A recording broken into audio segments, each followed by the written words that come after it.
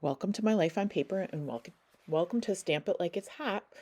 And I am using an inspiration from Christy's Beautiful Life and her 30 Days of Sketches. I can have that link below. It is from it's the best of 30 Days of Sketches.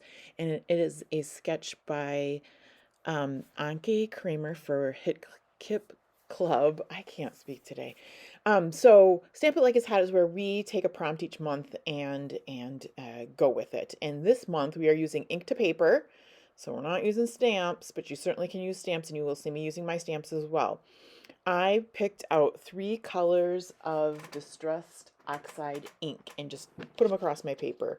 We have fossilized amber, barn door, and speckled egg. When I get these down, the bottom one I think I would have liked a little bit darker, but I am going with it. And because they're distressed oxides, you can throw some water on there. Now, the red came up really good and splotchy, which is what I was going for. Um, the other two, I'm not sure what I did. I tried a couple times. I let the water sit for a little while, and I don't know if it's because they're lighter colors. You can see the difference in the yellow eventually. The blue is really hard to tell. You can see it better in real life. But man, I'm putting more water and more water on those 2 upper colors, and I don't get the look of the bottom of the red color. So, but I give it my best. And I still like it in the end. So we're all good. It's all good. And when I get out my mixed media and I get out my inks and stuff, it's all about playing and trying to learn new things. I've seen other people take the roll before and just roll. I thought maybe that's what I need to do. But all right, here we go. So I grabbed some things out and I've kind of taken Disney. There's a lot of Echo Park, but I've kind of just thrown it all together. So I'm just picking out a couple things. And once I get a couple things picked out, I actually think, you know what, it needs more on the background. So I'm going to take these off to the side. I'm going to get some of that same ink down on my block there. I have a 5x7 block, so I've got plenty of space to work with. And I'll just take those exact same inks, put them right down on that block, and then I'm going to add a little bit of water. I have a water bottle from the dollar store that just sits on my desk for these kind of purposes so that it's easy to have to get up and go get anything. And I'll take a paintbrush and I'll just swirl it around, and then I'm going to flick it over that same color. Um, I should have had some water in a dish to clean my brush, but what I did was I did it the easy way, and took a piece of paper towel, sprayed the water bottle into the paper towel with the brush, and just got it clean that way. So here you can see, the more water, the bigger the splatters, and that's kind of what I'm going for here. But I just really get it all the way around what I've done to the paper already. This is just regular white cardstock. I didn't do anything to it. It's not even that thick. It does warp a little bit, but I'm okay with that because it's going to go into my page protector and it'll be just fine. You won't even notice it then. So here I go. I really want those big splatters. I'm trying my best. So when I put the ink to paper, I really like the right sides better than the left sides. And I was trying to get the look of the right side on the left side. It could have went the other direction, I guess, with one of the inks. Um, and each of the right sides, or I'm sorry, each of the left sides do look a little bit different, but I get, that blue looks so regular on the left, like it was just like perfectly placed, and that's not what I was going for. Oh, well, and that's what a playing is all about. So, and by the time you get the splatters and you get the embellishments down, you're not staring at how straight and perfect that blue strip is, so it's good. So, and this is a good way to get a use out of your supplies. So, you have the inks, use them like a spray. It's perfect. This is there's a Mickey ears that I had punched out and that was just stuck in with my embellishments. Now I've got these stamps.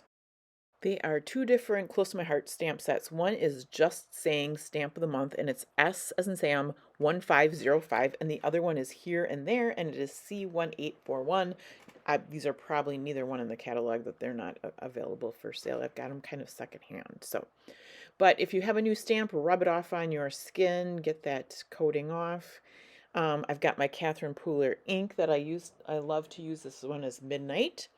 And so that is going to be the background of the stamp. I chose the stamps that are see-through, not really see-through, but you know what I mean. It gives you the white background there. And then what I do is take the same stamp, flip it over, and this works because they're symmetrical.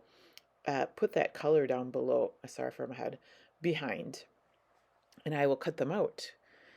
So I do the same with two other ones, and they all end up having arrows on them. And so if these weren't symmetrical, you can't flip them over and use them because it wouldn't be, it just wouldn't work. But because we've got a square and arrows and they're similar, you can flip them over and use the backside for that background color.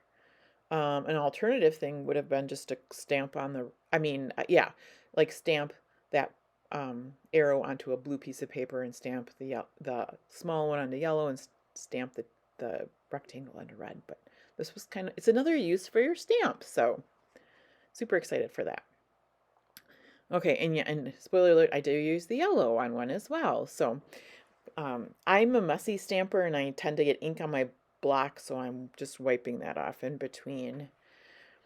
Here's the little one. So the little one says good times. The red one says this is cool, and it does have an arrow on it. And then the blue one says adventure. So because I already had my inks out, it just felt, I have a ton of embellishments. I wouldn't have had to do this, but it just was something fun. And I've already picked out the coordinating colors anyway, so getting a lot of good use out of my stamps.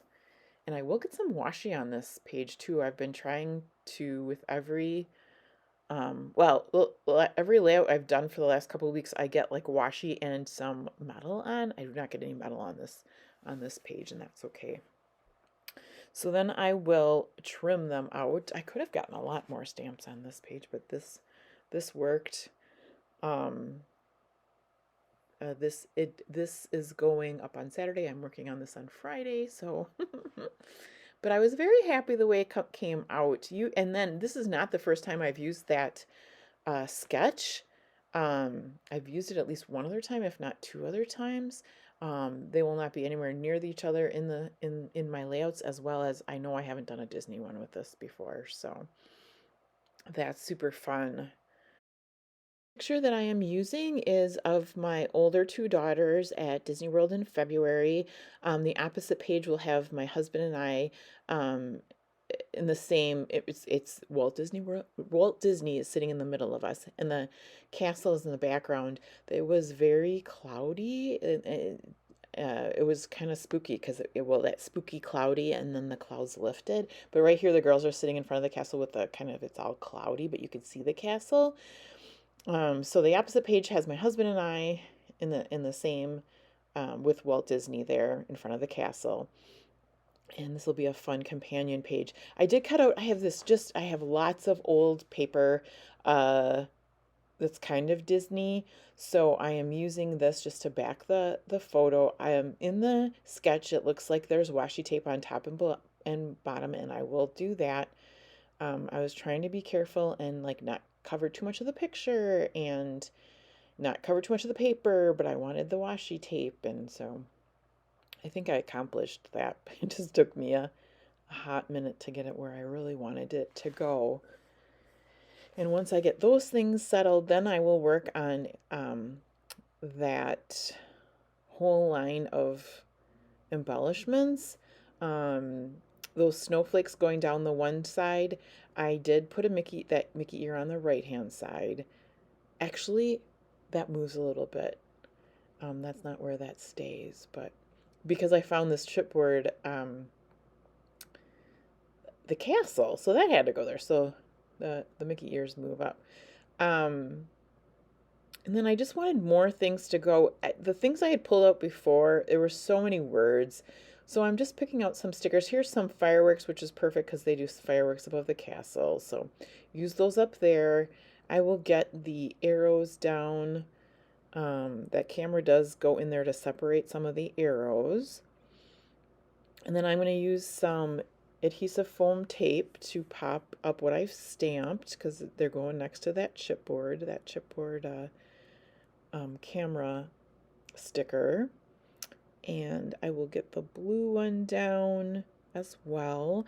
And then I know I just need some more things to kind of cascade down. So I'm going to go back to the chipboard to see if I can find that. I had second thoughts about that title. I don't know if it was too much color for me. I mean, I have so many options too. I like these balloons just to be that last little item that kind of cascades down there. And then once I find this says happiness starts here. I mean, like this is going to be like the first 2 pages um, of the album for Disney. So I thought that was perfect. It's white, so I want it to stand out. My first thought was to use red. I used the yellow because it's right by the red strip. And I like that, and I just tuck it underneath those balloons, and that is it. Make sure you check the list below for everyone that's playing along with Stamp It Like It's Hot. I hope you have a fabulous day. Come back and visit me again soon.